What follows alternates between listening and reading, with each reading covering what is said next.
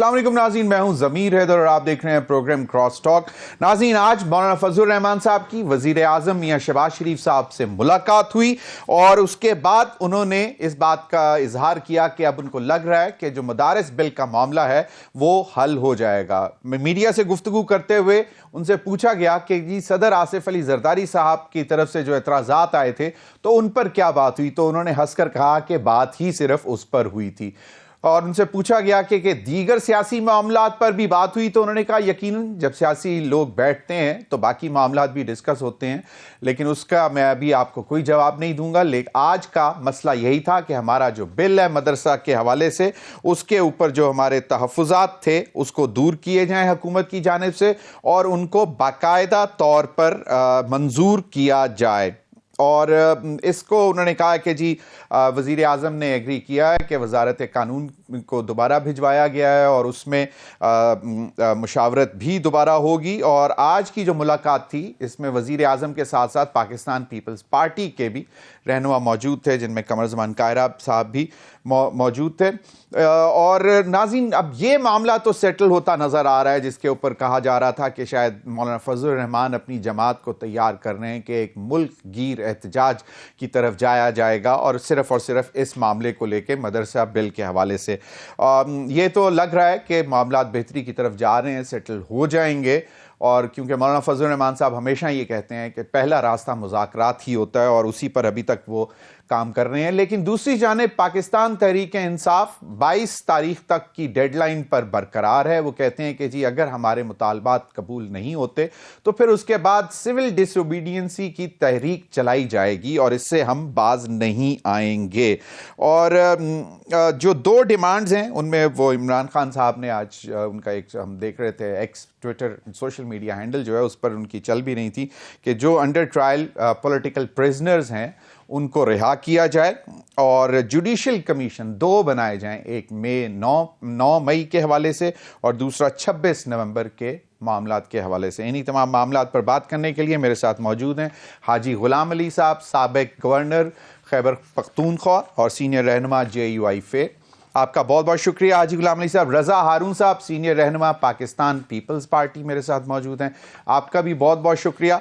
नईम पंजौता साहब वकील भी हैं और लीडर भी हैं पाकिस्तान तहरीक इंसाफ के, आपका भी बहुत बहुत शुक्रिया।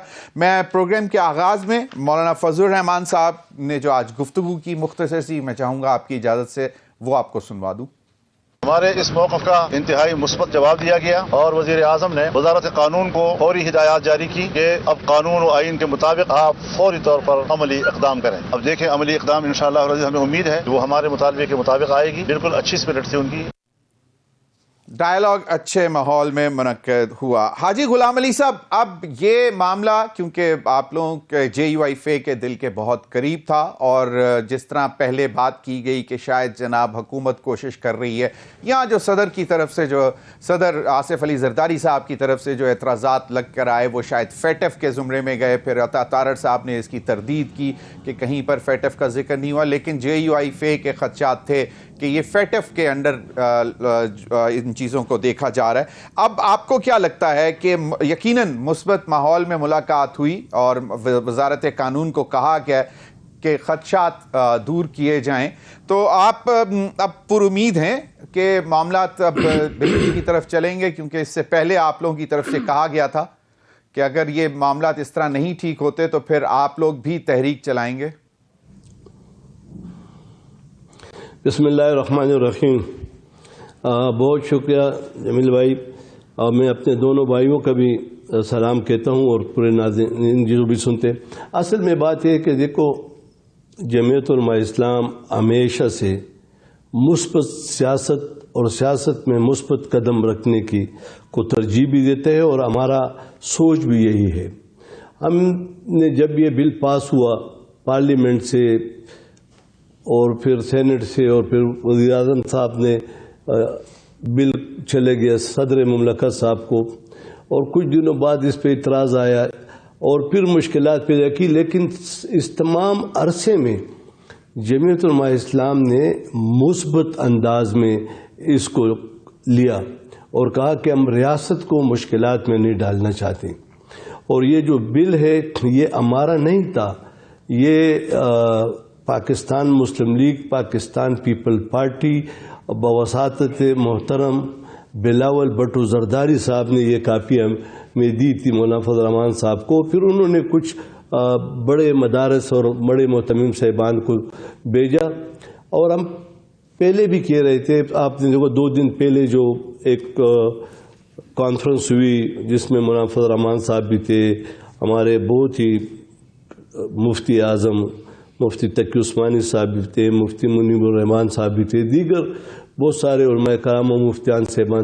اس میں بھی آپ دیکھیں ہمارا لہجہ یہی تھا کہ حکومت جو ہے اور ریاست کو مشکلات میں نہ ڈالے اور یہ بل پاس کرے. یہاں جو سسٹم چل رہا ہے، دیکھو پرائیویٹ سیکٹر ایجوکیشن میں اچھا رول پلے کر رہی ہے، ہم نے کبھی اعتراض نہیں کیا. اور جب مدارس کا بل آیا تو انہوں نے اعتراض کیا، جبکہ ہم یہ سمجھتے ہیں کہ قانون میں اچھائی ہر وقت کی جا سکتی ہے، برائی نکالی جا سکتی ہے. لیکن یہ بل تو ان کا تھا، یہ ڈرافٹ ان کا تھا، یہ مسودہ ان کا تھا. آج بہت اچھا ہوا کہ محترم میاں محمد شہباز شریف صاحب نے پیپلز پارٹی کی موجودگی میں مولانا فضل الرحمان سے بات کی، اور جو مذہبی ذہن رکھنے والے یا مدارس کے طلباء کے ذہنوں میں جو کچھ تھا، امید ہے کہ آج کے ملاقات سے یہ چیزیں ٹھنڈی ہو جائے گی. اور ہم یہ امید کرتے ہیں، ہم آج بھی کرتے ہیں اور اس سے پہلے بھی ہمارا یہ توقع تھا کہ حکومت انشاءاللہ تعالی بالآخر یہ بل منظور کرے گی. اور اسی بل کی منظوری میں حکومت کے بھی بھلا ہے، مدارس کے طلباء کے بھی، اور ریاست کے لیے بھی اچھا ہے. تو آج جو ملاقات ہو گئی، میں اس کو خیر تحسین پیش کرتا ہوں، حکومت کو بھی، مولانا فضل الرحمان صاحب کو بھی. ہمارا سیاست جو ہے نا وہ تشدد والا نہیں ہے. ہم سیاست میں بڑے دلائل سے مشکلات کے خاتمے کی طرف اور ریاست کو مشکلات میں ڈالنے کے لیے نہیں، بلکہ ریاست کو مشکلات سے نکالنے کے لیے ہیں. صحیح، بالکل صحیح. رضا ہارون بھائی، پاکستان پیپلز پارٹی کے صدر اس وقت موجود ہیں، صدر آصف علی زرداری صاحب، اور اعتراضات بھی انہی کی طرف سے آئے تھے. حالانکہ مولانا فضل الرحمان صاحب نے اور دیگر جس طرح حاجی غلام علی صاحب نے بھی ابھی بتایا کہ پہلے جب یہ طے ہوا تھا اور لاہور میں جاتی عمرہ میں ملاقات ہوئی تھی اس بل کے حوالے سے پہلے، 26ویں آئینی ترمیم سے پہلے، تو اس وقت یہ طے ہو گیا تھا کہ جی یہ مسودہ ایز اٹ از پاس ہوگا، اور وہ ہوا. اور اس کے بعد پھر سارا ملبہ جو ہے وہ پیپلز پارٹی پر گرا، کیونکہ صدر آصف علی زرداری صاحب یقیناً ہیں تو فیڈریشن کے صدر، لیکن پیپلز پارٹی کے بھی وہ کو چیئرمین ہیں.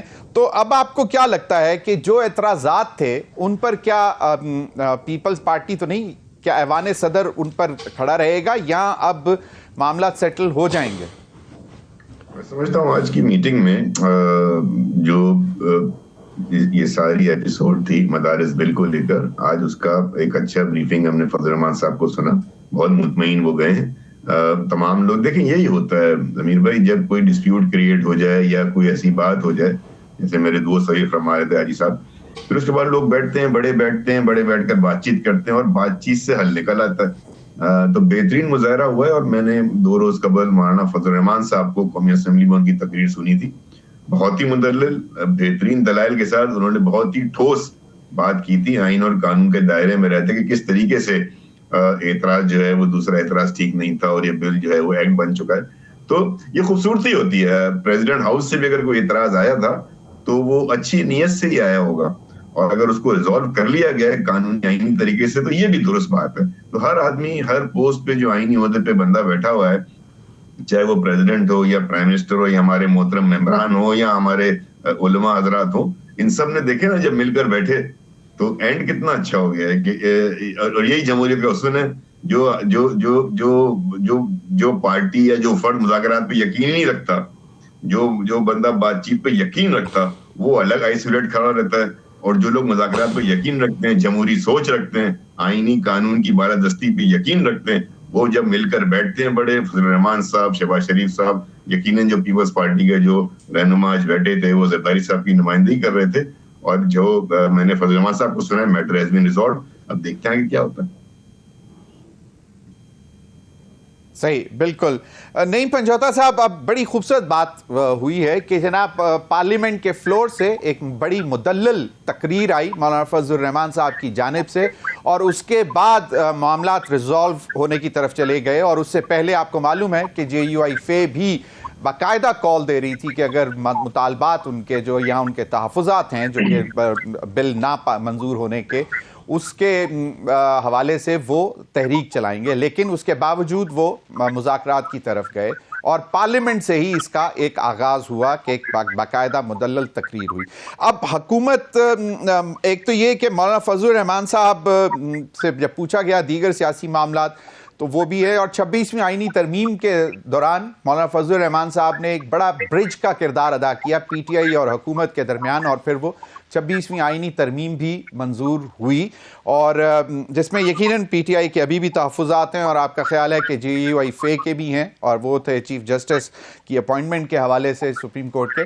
تو اب نعیم پنجوتا صاحب، اب یہ میں نے جو یہ ساری تمہید باندھی ہے وہ صرف اس لیے کہ کیا PTI بھی اس طرف چل سکتی ہے، کیونکہ اب اطلاعات ایسی آ رہی ہیں کہ حکومت کی طرف سے بھی گرین سگنل آ گیا ہے اور باقاعدہ کمیٹی بھی تشکیل دیے جانے کا امکان ہے.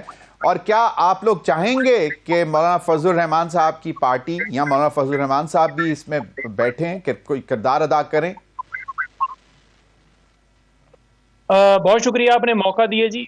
دیکھیں، مولانا صاحب نے آج میٹنگ کی ہے، میں اس پہ ضرور کمنٹ کرنا چاہوں گا.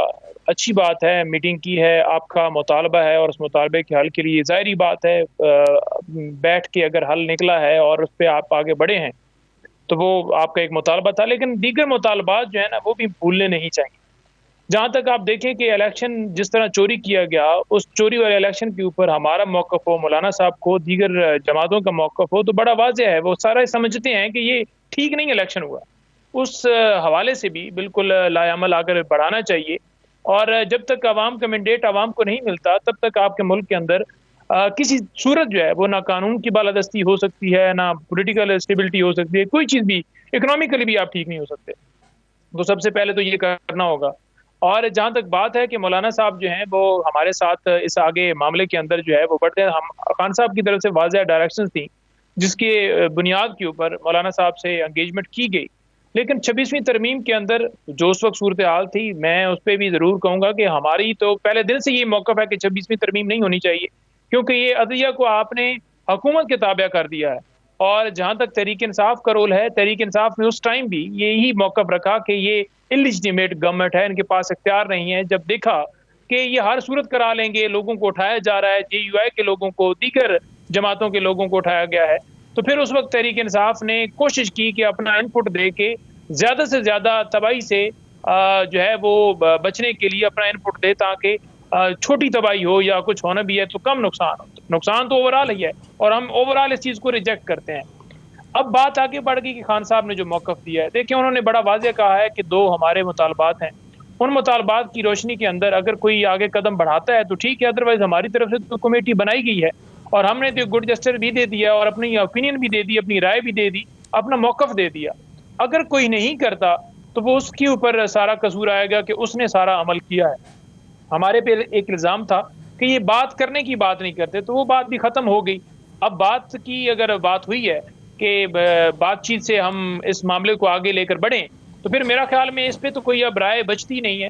اب کوئی سمجھتا ہے تو ٹھیک ہے، ادروائز پھر ہمارے پاس تو جو آپشن ہے وہ ہم اویل کریں گے. نہیں، لیکن پنجوتا صاحب، اب آپ نے کہا کہ جی وہی 8 فروری کے انتخابات کے حوالے سے کہ یہ مطلب اللیجیٹمیٹ حکومت ہے، لیکن اب آپ اسپیکر ایاز صادق صاحب نے بھی کہہ دیا کہ بھئی میں تو مذاکرات کروانے کے لیے اور باقاعدہ طور پر بڑا کردار ادا کرنے کے لیے تیار ہوں، اور اس کے لیے اگر کسی کی منت بھی کرنی پڑی تو اس سے بھی نہیں ہچکچائیں گے. اب یہ ایک بہت بڑا دل کرنے والی بات ہے، اور جو کنڈیشنز ہیں اس میں اب وہ فروری 8 کے انتخابات کا مینڈیٹ واپس والا معاملہ نہیں ہے. تو اب یہ تو کم از کم ایک بہتر چیز ہے کہ ٹھیک ہے، پولیٹیکل پریزنرز کے حوالے سے حکومتی کیسز ہیں ان کو وہ ریویو کر سکتے ہیں، وزارت قانون ریویو کر سکتی ہے اور وہ اس پہ دیکھ سکتی ہے. جوڈیشل کمیشن کے حوالے سے آپ لوگ جب ٹیبل پہ بیٹھیں گے تو اس پر بھی بات ہوگی. لیکن تو اب وہ جو مطالبہ ہے اس سے تو اب کم از کم آپ چھوڑ دیں نا کہ جی یہ لیجیٹیمیٹ ہے یا نہیں ہے. آپ لوگ بھی پارلیمنٹ میں ہیں اور پارلیمنٹ کے ذریعے اب آپ آگے مذاکرات کی طرف بڑھیں گے. دیکھیں مذاکرات کے اندر جو ہم نے بات کی ہے، جس میں دو موقف خان صاحب نے رکھے ہیں، دو مطالبات رکھے ہیں، وہ تو ہمارا کلیئر ہے. جہاں اگر آپ یہ کہیں نا کہ آپ کیا ان کو مانتے ہیں کہ یہ لیجیٹیمیٹ ہیں یا اس اسمبلی کو مانتے ہیں، یا آپ کا موقف کیا وہ بدل گیا ہے کہ دھاندلی نہیں ہوئی، ڈاکہ ہوا، تو ہمارا وہ موقف تو وہیں پر ہے. نہیں، میں نے یہ نہیں کہا کہ بدل گیا ہے، سوری نہیں پنجوتا صاحب، میں نے یہ نہیں کہا کہ آپ کا موقف بدل گیا ہے، کہ وہ اب ہے وہیں پہ ہی ہے، لیکن اس کو اب ذرا پیچھے رکھا ہے نا کہ چلیں بات تو کریں نا، کہیں سے شروعات تو ہو. بالکل جی. دیکھیں ہم نے تو یہی فیصلہ کیا کہ بات جو ہے وہ اگر آگے بڑھانی ہے تو ڈیفینیٹلی جو ہے اس کے لیے ہم نے اپنے دو مطالبات رکھے ہیں، اور ان دو مطالبات میں 26 کو جو سانحہ ہوا 9 مئی پہ جوڈیشل کمیشن، اور اس کے علاوہ سیاسی قیدیوں کی رائے، اور جائز ہیں سیاسی، کیونکہ تمام قیدی ہیں، تمام پولیٹیکل مقدمات ہیں، سارے انہوں نے بنائے ہیں، اور ساری ان کی ٹیمیں، وہ ساری ٹیمیں جاتی ہیں، نیب ہو، دوسری ساری ایف آئی ہے، تمام تر جتنی بھی مشینری ہے وہ ساری یہ استعمال کر رہے ہیں. تو یہ ان کے ہاتھ میں ہے، اور اگر یہ نہیں سمجھتے ہیں اور نہیں کرتے کہتے ہیں ادھر سے رہائی ہوگی، ادھر سے ہوگی، تو وہ سب کو پتہ ہے. تمام عدالتیں بھی ریمارکس دے چکی ہیں کہ یہ کیسز جھوٹے ہیں، آپ نے پولیٹیکلی مقدمات بنائے ہیں، فیئر ٹرائل نہیں دیا، اس کیس کے اندر کوئی جان نہیں. جب بھی کوئی مقدمہ اوپن کورٹ کے اندر آتا ہے تو اس مقدمے کی اصلیت پتہ چل جاتی ہے کہ کیسے اس کے اندر بونگیاں مارے گی اور کیسے جھوٹا مقدمہ بنایا گیا، اور وہ سزا ٹک نہیں پاتی. 34 سال سزا ہوئی خان صاحب کو، اس وقت 1 سال بھی سزا خان صاحب کے اوپر پینڈنگ نہیں ہے، اسی وجہ سے کیونکہ کیسز تھے ہی کچھ نہیں، پھر پینڈنگ کیا ہونی، جب ہائی کورٹ میں آیا معاملہ تو ختم ہو گیا. تو ہم تو کہہ رہے ہیں کہ یہ ہیں بڑھیے، نہیں بڑھتے تو پھر ہم آگے بڑھیں گے انشاءاللہ. ابھی ایک چھوٹی سی ایک بریک لیں گے، بریک کے بعد مزید اس پر گفتگو کریں گے، کیونکہ سیاسی استحکام اس وقت کی ضرورت ہے، اور عالمی جو صورتحال ہے وہ بھی سب کے سامنے ہے. تو ملک کو مضبوط کرنے کے لیے اور سیاسی استحکام لانے کے لیے سب سے پہلا اور سب سے اہم قدم مذاکرات ہے. اس پر مزید بھی بات کریں گے. ناظرین، وقت ہوا ایک بریک کا، ہمارے ساتھ رہیے.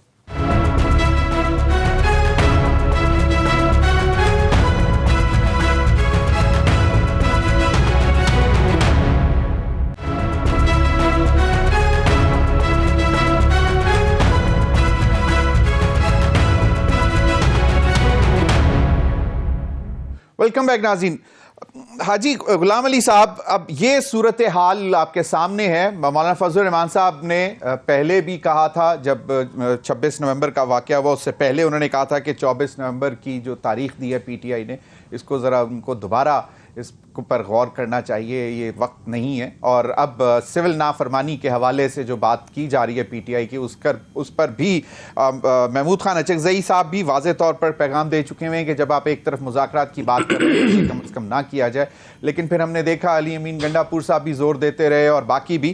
آپ کو کیا لگتا ہے کہ یہ اس حوالے سے مولانا فضل الرحمان صاحب کوئی مزید کردار ادا کر سکتے ہیں؟ اگر اسپیکر باقاعدہ انیشیٹو لیتے ہیں اور وہ مولانا فضل الرحمان صاحب کو دعوت دیتے ہیں کہ جناب آپ بھی بیچ میں آئیں تاکہ ذرا بہتر انداز سے گفتگو ہو، مذاکرات ہوں.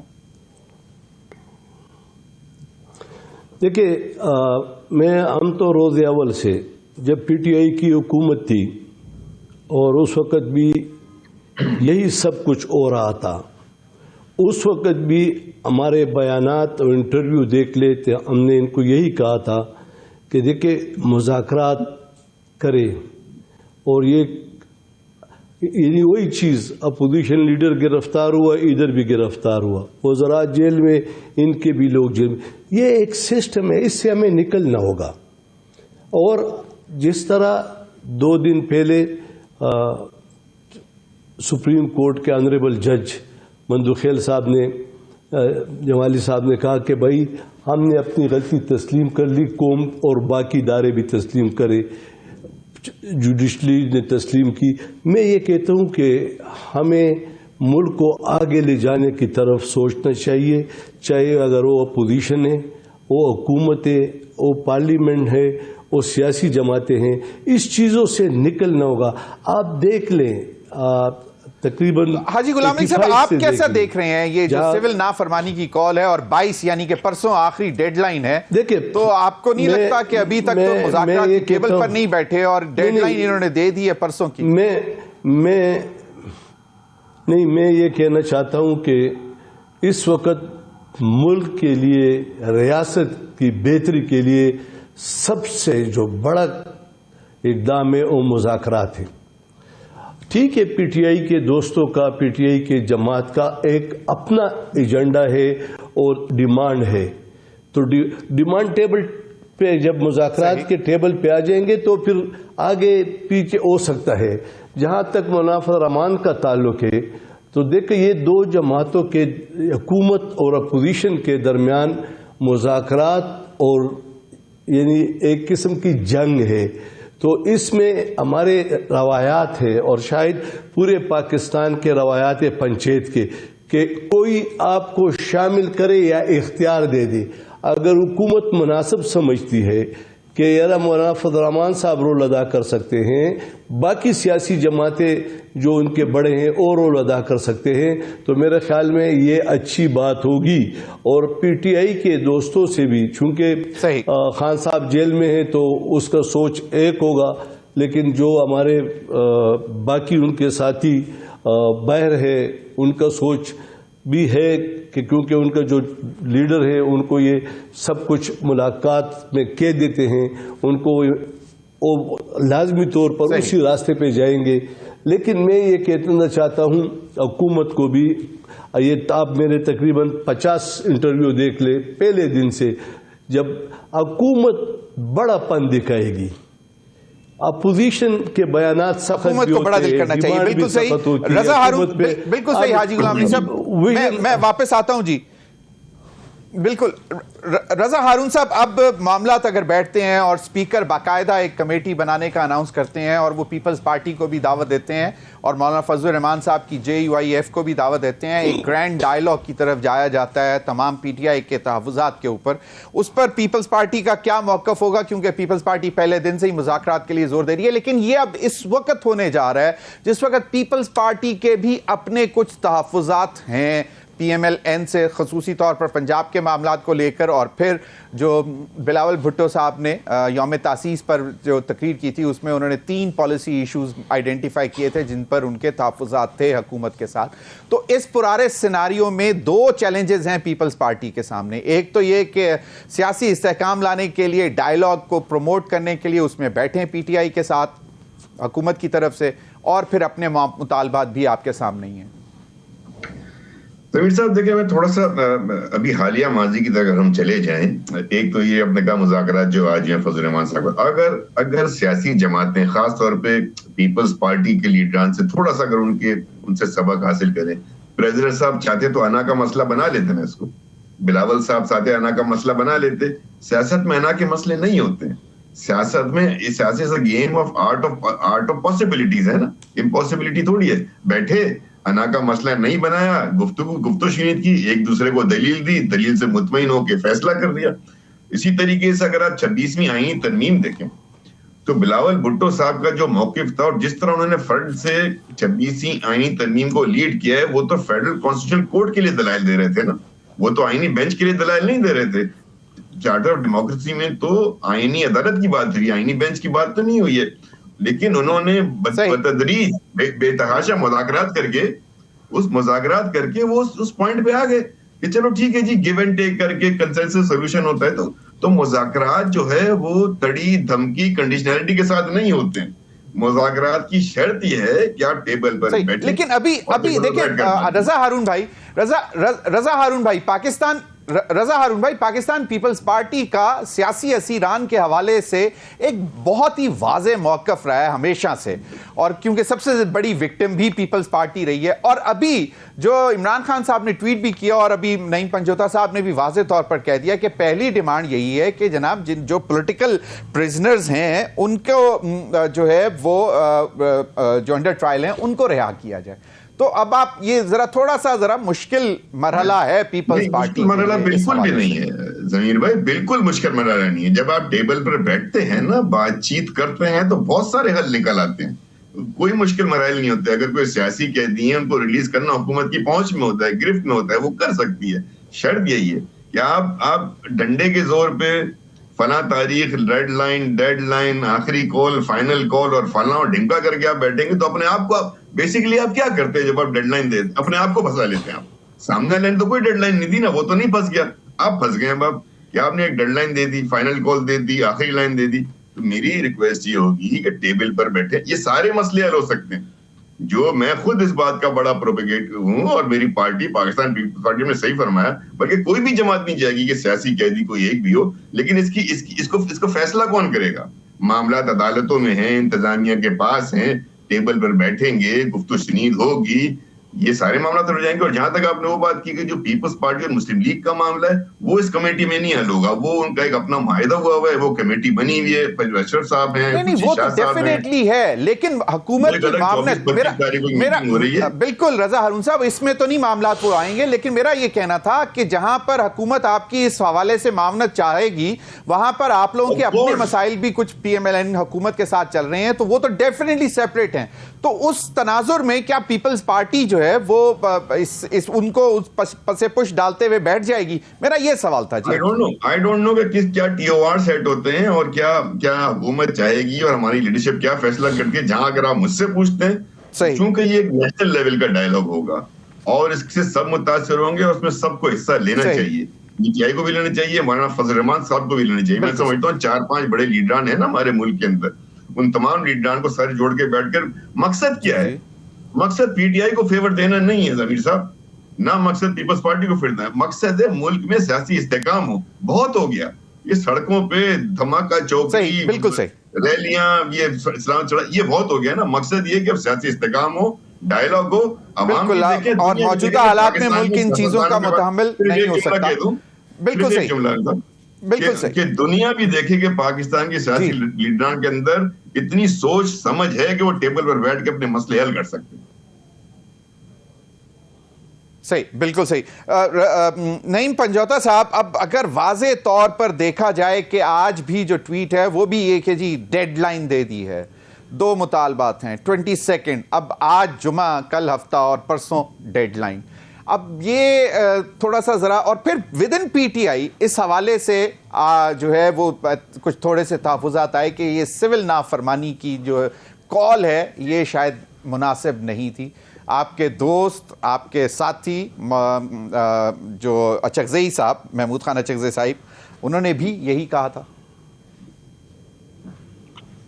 دیکھیں ایسی بات نہیں ہے جی بالکل کہ یہ انہوں نے جناب فوراً ہی جو ہے یہ فائنل کال کے اوپر آ جاتے ہیں تو اس کے بعد یہ خود پھنس جاتے ہیں. آپ تھوڑا اس کے بیک گراؤنڈ میں جائیے تو کیا ہوا ہمارے ساتھ. کیا آپ نے دیکھا کہ جس طرح عمران خان صاحب کے اوپر مقدمات بنا دی گئی، پہلے آپ نے ایک عدم اعتماد کے ذریعے منڈیاں لگائیں سندھ ہاؤس کے اندر، ایک حکومت آئینی کو ختم کیا، پھر اس کے اوپر اس لیڈر کے اوپر کیسز بنا دیے، اس کی پارٹی کے رہنماؤں کے اوپر کیسز بنا دیے، پھر 9 مئی کی پاداش میں 9 مئی کو جس طرح مغوا کیا گیا خان صاحب کو، جو کہ سپریم کورٹ نے بھی کہا. اس کے بعد جس طرح مقدمات بنائے گئے، تمام رہنماؤں کو جس طرح اٹھایا گیا، ان سے پریس ٹاکس کروائی گئیں. اس کے بعد آپ دیکھ لیں کہ الیکشن میں جس طرح ہم گئے، الیکشن میں ہمیں تو کمپین کرنے کی اجازت نہیں تھی، بلے کا نشان لیا گیا، ہمارے امیدواروں کو کم کیا گیا، اس کے باوجود کھمبے کو ٹکٹ دیا خان، پھر بھی وہ جیتے. لیکن آپ نے جس طرح الیکشن چوری کیا، مینڈیٹ چوری کیا، مینڈیٹ کے بعد پھر آپ کے پاس کیا آپشن تھا؟ پھر آپ احتجاج کرتے، آپ عدالتوں میں جاتے.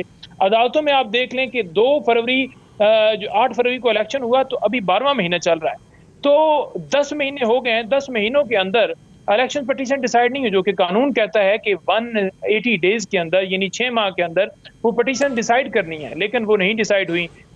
سپریم کورٹ کو جس طرح یا باقی ہائی کورٹس کو، عدلیہ کو جس طرح 26ویں ترمیم کے بعد بالکل ہی اپنے تابع کر لیے کہ وہ حکومت کی مرضی کے مطابق چلیں گے. تو یہ جو ساری چیزیں ہیں اس میں آپ کے پاس کیا آپشن تھا؟ آپ کے پاس یہی تھا کہ آپ عدالت میں جاتے، آپ کے پاس یہی تھا کہ آپ سڑکوں پر جاتے، اس کے علاوہ آپ کے پاس کیا آپشن تھا؟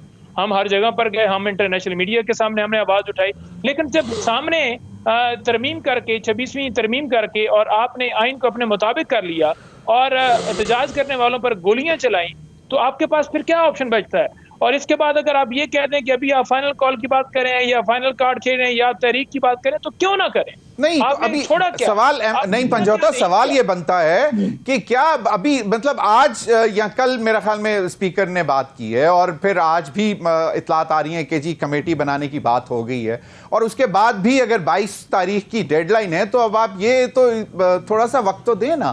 اب اگر اسی پر زور دیں گے کہ جی 23 تاریخ سے سول نافرمانی کی تحریک شروع ہو جائے گی تو پھر مذاکرات کیا ہوں گے؟ آپ خود دیکھ لیں کہ اس صورتحال میں کیا مذاکرات ہو سکیں گے؟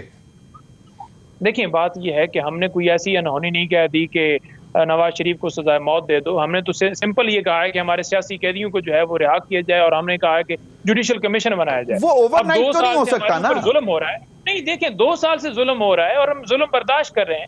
ہم کہہ رہے ہیں کہ ہماری طرف سے یہ کمیٹی بھی بن گئی ہے. کوئی جسچر آیا ہے آپ کو کہ کوئی کمیٹی بنائی گئی ہے؟ اگر ان کا ایک بندہ یہ کہہ دے کہ اسپیکر آفس یا اسپیکر کا گھر اویلیبل ہے, تو دوسرے رہنما کہہ رہے ہیں کہ فیض کی گرفتاری سے یہ ڈر گئے, یہ لیٹ گئے, ہمیں یہ پہلے 9 مئی کی معافی مانگیں. وہ تو ابھی جس طرح حاجی غلام علی صاحب نے بھی کہا کہ حکومت کو ذرا دل بڑا کرنا چاہیے. بالکل حاجی غلام علی صاحب ایک بالکل کلین چٹ ہے کہ ہم کیسے کہہ سکتے ہیں کہ آپ کیون فیلڈ اپارٹمنٹ نہیں, ہم کیسے کہہ سکتے ہیں کہ آپ بالکل ہر چیز سے آپ نے الیکشن نہیں لوٹا, ہم کیسے کہہ سکتے ہیں کہ ہم جناب ڈر گئے. بھائی ہم ڈرے ہوتے تو 34 سال سزاؤں سے 200 سے زیادہ کیسز سے نہیں ڈرے, تو آج کیوں ڈرنا تھا؟ تو یہ ایک صرف اور صرف عوام کے سامنے ایک دھول آنکھوں میں جھونکی جاتی ہے کہ جناب یہ دیکھیں جی اتنا ٹائم نہیں دے گئے, ایمرجنسی پڑ گئی ہے فلاں. جس نے کرنا ہوتا ہے نا وہ کر دیتا, اور جس نے نہیں کرنا ہوتا وہ پھر لاری لاندہ ہے, وہ تو پھر اپنی مرضی کرے, پھر اسی بھی اپنی مرضی کریں. صحیح.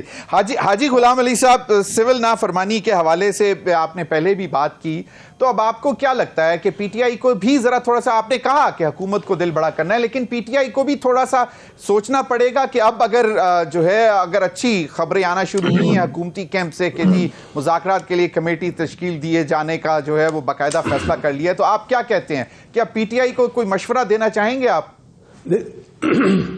دیکھیں بالکل میں کہتا ہوں کہ جس طرح پی ٹی آئی کے بھائی کہہ رہے ہیں کہ ہمارا مینڈیٹ بہت ہیوی ہے, تو جن کا مینڈیٹ ہیوی ہے وہ اتنا بڑا پن دکھائے گا, اپنے کارکنوں کو, ریاست کو, اپنے آپ کو امتحانات میں نہیں ڈالے گا. تاریخ اس بات کی گواہ ہے کہ ہمیشہ عدم تشدد کی جو بھی روٹ ہے اس پر گئے اور سالوں لگے ہیں. اب میں آج بھی کہتا ہوں کہ حکومت کو, سیاسی جماعتوں کو اور ہر سٹیک ہولڈر کو چاہیے دل بڑا کرنا چاہیے, مذاکرات پر بٹھائے اور ریاست جو ہے نا معذرت سے حاجی غلام علی صاحب, میرے وقت کی کمی کی وجہ سے مجھے آپ لوگوں سے اجازت لینی ہوگی. ناظرین وقت ہوا ایک بریک کا, بریک کے بعد آئیں گے تو ہمارے ساتھ ہوں گے بریگیڈیئر ریٹائرڈ مسعود احمد خان صاحب, اور یہ حال ہی میں لگائی گئی امریکی سینکشنز پاکستان کے مسل پروگرام کے حوالے سے, اس پر بات کریں گے. Stay with us.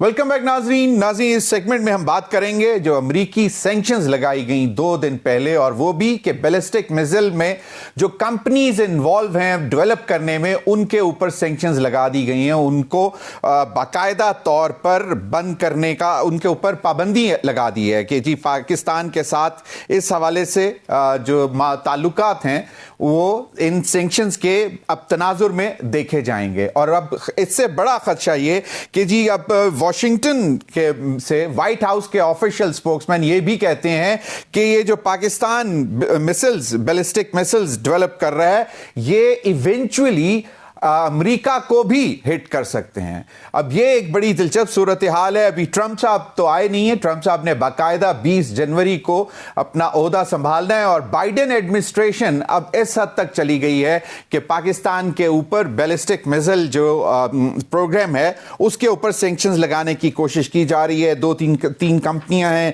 National development complex ہے اسلام آباد میں, پھر Akhtar and sons private limited Karachi میں, پھر affiliates international located in Karachi, اور راک سائڈ انٹرپرائز لوکیٹڈ. تو یہ 4 کمپنیز ہیں جو کہ بیسیکلی NDC کو سپلائی کرتی ہیں اکوپمنٹ جو بیلسٹک لانگ رینج اور مڈل رینج کے بیلسٹک میزائلز بنا رہے ہیں. اب پاکستان بارہا مرتبہ یہ کہہ چکا ہوا ہے کہ ہمارا جو مسل پروگرام ہے, ہمارا جو نیوکلیئر پروگرام ہے, یہ منیمم ڈیٹرنس کے لیے ہے, اور یہ اوفینسو نہیں ہے, یہ ڈیفینسو میئرز کے لیے رکھا گیا ہے. اور یہ پاکستان بارہا مرتبہ, اگر آپ کو یاد ہو 1998 میں جب پاکستان نے نیوکلیئر ٹیسٹ کیے تھے तब भी यही खदशात थे, लेकिन उसके बाद से लेके आज तक दुनिया को हम गलत साबित करते आए कि हमारे इसके पीछे जो भी मिसाइल प्रोग्राम है या न्यूक्लियर प्रोग्राम है, इसके पीछे हमारे कोई गलत किस्म के अज़ाइम नहीं है।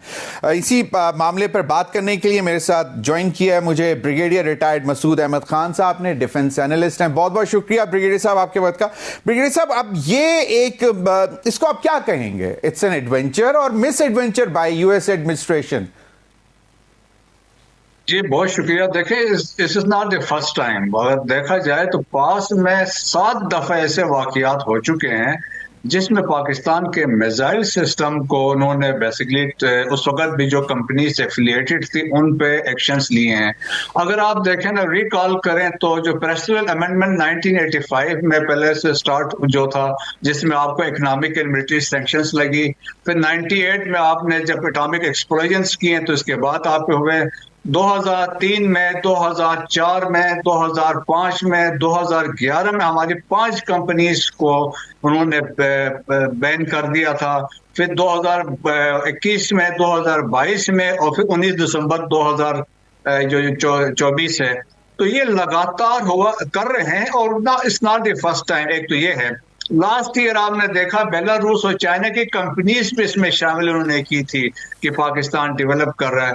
लेकिन बदकिस्मती बात ये है कि ये एक किस्म को हम समझते हैं कि ये बायस्ड है, डिस्क्रिमिनेटरी है। और हमारे पड़ोस में देखें ना, इंडिया में वहां पे जो वेपन्स वगैरह सारे बन रहे उधर तो इग्नोर कर रहे हैं।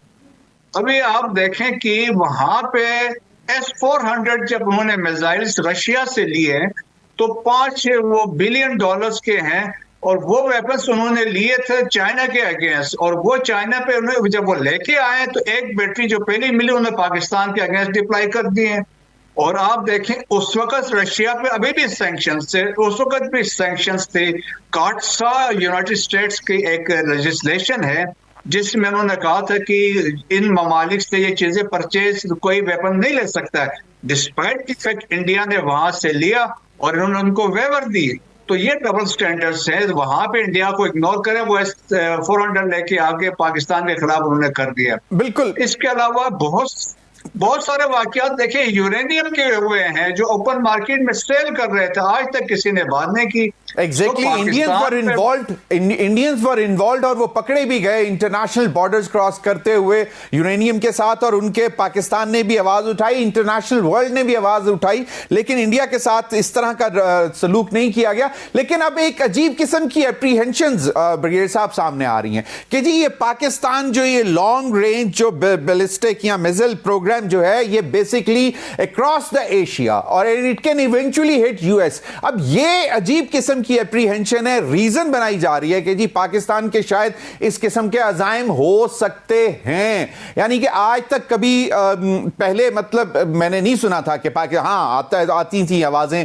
कि जनाब it can hit Israel, it can hit like long range, और वो जब भी हम कोई टेस्ट करते थे मिसाइल। लेकिन अब ये इस किस्म की एप्रीहेंशन के जी बियॉन्ड एशिया, मतलब साउथ एशिया भी नहीं, beyond Asia it can eventually hit US. जी बिल्कुल, देखें उसकी कंटिन्यूटी में है। फिर कल के दिन में उन्होंने 4 कंपनीज पे उन्होंने बैन किया था, और इसके बाद जो उनके डिप्टी नेशनल सिक्योरिटी एडवाइजर है जॉन फाइनर है मेरा ख्याल उनका नाम है, उन्होंने कहा कि पाकिस्तान ने ये कैपेबिलिटी डेवलप कर रहे हैं कि beyond south Asia including United states. हमारा तो यूनाइटेड स्टेट्स से कोई मसला ही नहीं है, हम क्यों यूनाइटेड स्टेट्स में जाके मिसाइल फायर करें। पाकिस्तान देखें, पाकिस्तान एक आजाद खुद मुख्तार मुल्क है। पाकिस्तान इसीलिए कहते हैं ना कि पाकिस्तानी अवाम का सेक्रेट ट्रस्ट पाकिस्तानी गवर्नमेंट पे है, मिलिट्री लीडरशिप पे है, क्योंकि पाकिस्तान की सॉवरेनिटी और territorial integrity and the protection of citizens of Pakistan की रिस्पांसिबिलिटी है। और पाकिस्तान पे कोई हमला करता है तो पाकिस्तान उसका जवाब देगा, और हमने माजी में ऐसा किया। आप ईरान के केस में भी आप देख लें, अफगानिस्तान के केस में भी आप देख लें। तो पाकिस्तान देखे अपने इस पे कोई कंप्रोमाइज नहीं करेगा, व्हाट कम इस पे बिल्कुल नहीं करेगा। आप देख लें, मिसाल अभी आप देखें कि नॉर्थ कोरिया जो है इतना पाकिस्तान से 10 गुना छोटा मुल्क है, उसको तो आप कुछ बिगाड़ नहीं सके। وہ ہر قسم کے میزائل لے کے اور تیار ہمیں بیٹھا آپ ہوا کو ہے. یاد ہوگا بریگیڈیئر صاحب، ڈونلڈ ٹرمپ جو ہیں وہ نارتھ کوریا کے وہ جو صدر ہیں یا ان سے ان کی ملاقات بھی ہوئی اگر آپ کو یاد ہو تو، جہاں سے سب سے بڑی تھریٹ تصور کیا جاتا تھا. اب یہ معاملہ ہے یقیناً کہ پاکستان کے اوپر سینکشنز لگانے کی کوشش کی جا رہی ہے. اب تقریباً 1 مہینہ، جی آج کے بعد 1 مہینہ رہ گیا ہے جبکہ ڈونلڈ ٹرمپ صاحب باقاعدہ براجمان ہو جائیں گے. اب آپ کو کیا لگتا ہے کہ کیا یہ ہمیں بس مطلب گزارا کر لینا چاہیے؟ اور اس سے پہلے اگر میں چاہوں تو دیکھیں، پاکستان کے اور یو ایس کے ڈپلومیٹک ٹائز ہیں. انہوں نے کہا ہے کہ جی other than these things, Pakistan کے جو ڈپلومیٹک ٹائز ہیں وہ روٹین میں اور نارمل رہیں گے. اب ایٹ دا سیم ٹائم ہمارا پینٹاگون، ہماری جو ملٹری اسٹیبلشمنٹ ہے، ان کا بھی ایک اچھا لیزوں ہے، اور پہلے تو بہت زیادہ رہا لیکن ابھی بھی یقیناً بہت اچھا لائزوں ہے ایک دوسرے کے ساتھ. پہلے وار آن ٹیرر کے حوالے سے تھا اور اب یقیناً دیگر معاملات سے کے حوالے سے ہے. تو اب آپ اس کو کیسے دیکھتے ہیں کہ یہ ڈپلومیٹک ٹائز، اور اس کے بعد پھر ذرا بتائیے گا آگے چل کے کہ کیا یہ ڈونلڈ ٹرمپ کی جو ایڈمنسٹریشن آئے گی کیا وہ بھی اسی چیز کو لے کر آگے چلے گی، یا جب وہ کہتے ہیں کہ ہم کانفلکٹ ختم کرنا چاہتے ہیں ملک میں، ڈونلڈ ٹرمپ کی یہ پالیسی ہے and I won't be a warmongering person anymore, تو اس تناظر میں بھی ذرا جواب دیجیے گا. جی ہاں، دیکھیں پہلی چیز یہ ہے کہ ایک چیز طے ہے کہ پاکستان کوئی پریشر، کوئی تھریٹ، کوئی سینکشن کوئی نہیں لے گا، اور یہ ہے پاکستان جو اپنے انٹرسٹ میں ہے وہ کرے گا. پاکستان کے 240 ملین لوگ کا جسے کہتے ہیں نا سیکرٹ ٹرسٹ ہے گورنمنٹ پہ، ملٹری لیڈرشپ پہ، اور اس پہ کوئی کمپرومائز نہیں ہوگا. اور دیکھیں ہم چاہیں گے امریکہ کے ساتھ امریکہ اس ڈیسیژن کو ریویو کرے. ایک تو یہ چیز ہے. سیکنڈ یہ ہے کہ کریڈیبل ایویڈنس دے دے کہ یہ کمپنی اس طرح انوالو ہے. میرے ڈاؤٹس کے بیسس پہ، سسپیشن کے بیسس پہ آپ ایسا ڈیسیجن لے نہیں سکتے ہیں. اور اس کے علاوہ دیکھیں، we would like to have dialogue with United States, کیونکہ ہمارے لیے امپورٹنٹ یونائٹڈ اسٹیٹس ہے ہمارے، کیونکہ امپورٹس کے لیے ایک بڑا امپورٹنٹ ملک ہے. لیکن ابھی آپ ڈبل سٹینڈرڈ سے ایک اور چیز میں ہائی لائٹ کرنا چاہتا ہوں. دیکھیں انڈیا کے پاس جو میزائل ہے اگنی 5 جس کا رینج ہے 10,000 کلومیٹرز، ہمارا پاس شاہین میزائل ہے جس کا زیادہ رینج ہے 2,750. سو پاکستان اگر کوئی ڈیولپ کرتا ہے میزائل 5,000 کلومیٹرز کا تو پاکستان کا حق بنتا ہے. پاکستان کے لیے خطرے ہیں. پاکستان انڈیا کے ساتھ دیکھیں اتنے جنگیں ہوئی ہیں. ویسٹ سے ہمیں خطرہ ہے، افغانستان سے مسائل ہمارے لیے ہے، ریجن میں مسائل ہے، ایک وہ ہے. سو ہم یہ توقع کرتے ہیں کہ ٹرمپ ایڈمنسٹریشن کے آنے کے بعد، کیونکہ اس ریجن میں ابھی ان کی پرائرٹیز ابھی کم ہو گئی ہیں افغانستان میں، تو میرا خیال میں اس میں وہ 100 دفعہ سوچیں گے، کیونکہ القاعدہ اور اسلامک اسٹیٹ جس طرح مضبوط ہو رہے ہیں افغانستان میں، وہ تو عالمی امن کے لیے بھی خطرہ ہے. تو میرے خیال میں بیٹر سینس ٹو پریویل. بالکل یہ تو ہے، لیکن اس کے ساتھ ساتھ یہ جو ہے اب وہ اس میں جو بیسکلی جب لگائی گئی تو میں آپ کو ذرا پڑھ کے سناتا ہوں. In light of the continuing proliferation threat of Pakistan's long range missile development, the United States is designating 4 entities for sanctions pursuant to Executive Order 13382, which targets proliferators of weapons of mass destruction and their means of delivery. اب اگر آپ کو یاد ہو یہ executive order 13382 جو ہے یہ president of United States نے جون 29 2005 کو اس کو جو سائن کیا تھا، اور اس وقت تھا کہ it was is an authority aimed at freezing the assets of proliferators of weapons of mass destruction and their supporters and isolating them financially. اب بات یہ ہے کہ یقیناً یہ ہے ایگزیکٹو آرڈر موجود ہے. اب آپ نے بھی کہا کہ ہم چاہیں گے کہ ٹرمپ ایڈمنسٹریشن ریویو کرے، لیکن ابھی ایز وی اسپیک اس کا کتنا ہمیں نقصان ہو سکتا ہے کہ یہ جو امریکہ کا جس کو ہم مس ایڈونچر کہہ رہے ہیں؟ دیکھیں کہ اتنی دفعہ میں نے کہا 7 دفعہ پہلے اسی میزائل سسٹم پہ انہوں نے یہ کیا ہے، تو پاکستان پہ کوئی فرق نہیں پڑا. پاکستان نے اس سے بہتر ہم نے ڈیلیوری سسٹم کو ڈیولپ کیا ہے، اور ہم نے رینج بڑھا کے اس میں پیش کیا ہے. اور ریسنٹلی ہم نے جس طرح ڈیمانسٹریٹ کیا ہے کیپیبلٹیز جو ہماری ہیں، तो मेरे ख्याल में कोई फर्क नहीं पड़ेगा। द ओनली थिंग हो सकता है to some level research and development में कोई फर्क पड़ सकता है, लेकिन पाकिस्तान के पास ये कैपेबिलिटी आज की नहीं, बहुत पुरानी है, और पाकिस्तान खुद चीजें यहाँ पे डेवलप कर रहा है, मैन्युफैक्चर कर रहा है। सो लॉन्गर रन में पाकिस्तान की क्रेडिबिलिटी के लिए कोई मसला नहीं होगा, पाकिस्तान के पास है और दुनिया समझती है। और ये आप समझ ले प्रेशर टैक्टिक्स से, अगर आप जिस तरह आप देखें ना FATF को क्या यूज करते थे एक जमाने में, so it was not a technical वो टूल थे, बल्कि it was a political tool के तौर पर पाकिस्तान के अगेंस्ट इस्तेमाल हो रहा है। IMF का प्रेशर वगैरह होते हैं, तो ये इंटरनेशनल गवर्नमेंट्स या वेस्ट वगैरह का टैक्टिक्स है। लेकिन Pakistan as a sovereign independent state रहते हुए 240 मिलियन अवाम का जो मुल्क है, वो इस पे पाकिस्तान का जो सारे सिक्योरिटी डिपेंड करता है, कम जिस तरह मैंने कहा कम वक्त में इस पे कोई कंप्रोमाइज किसी सूरत में नहीं होगा। बिल्कुल सही। लास्ट क्वेश्चन ब्रिगेडियर साहब, अब यकीनन मामला तो हम डिप्लोमेटिकली भी लेकर आगे चलेंगे और पेंटागन और पाकिस्तान एडमिनिस्ट्रेशन जो एस्टेब्लिशमेंट है वो भी ये मामला डिस्कस करेगी, और 12 मरतबा हम कह चुके हैं कि हमारा प्रोग्राम जो भी न्यूक्लियर प्रोग्राम हो या मिसाइल प्रोग्राम हो वो एग्रेशन के लिए नहीं है, इट्स मिनिमम डेटरेंस है। अब ये सारी सूरत हाल को सामने रखते हुए आइंदा आने वाले दिनों में यकीनन हम कोशिश तो करेंगे कि मामला बेहतरी की तरफ जाएं, लेकिन ये जो सूरत हाल है इस पे किसी भी तरह हम इस्लामिक ममालिक को, जो कि पाकिस्तान को अपना इस्लाम का किला तस्वुर करते हैं, और ख़ास तौर पे जब पाकिस्तान न्यूक्लियर हुआ, वो हमारे साथ आवाज़ बनेंगे? आपको क्या लगता है? मुझे नहीं लगता है। देखें कि हमने अपना जो इंटरेस्ट है खुद ही प्रोटेक्ट करना है। हमने मिडिल ईस्ट में अभी रिसेंटली देखा जिस तरीके से हालात हैं, जिस तरीके से गजा में सिचुएशन डेवलप हुई, जिस तरह लेबनान में हुई, अब सीरिया में है। मुस्लिम उम्मा, अरब लीग, अनफॉर्चुनेटली वो कंसेंसस नहीं है। अरब लीग मिलकर भी एक रेजोल्यूशन नहीं ला सके जब गजा की बात हुई है, तो मेरा ख्याल में नहीं है। पाकिस्तान को इसलिए मैं कहता हूं as a sovereign independent state. अब आप देख लेना, एक और चीज भी है, सीरिया के हालात देख लें, लेबनान के हालात देख लें, इराक के आपने पास में देखा, यमन को देख लें, लीबिया को देख लें, तो वहां पे आर्मी कमजोर थी तो इससे वो मुल्क टूट गए हैं।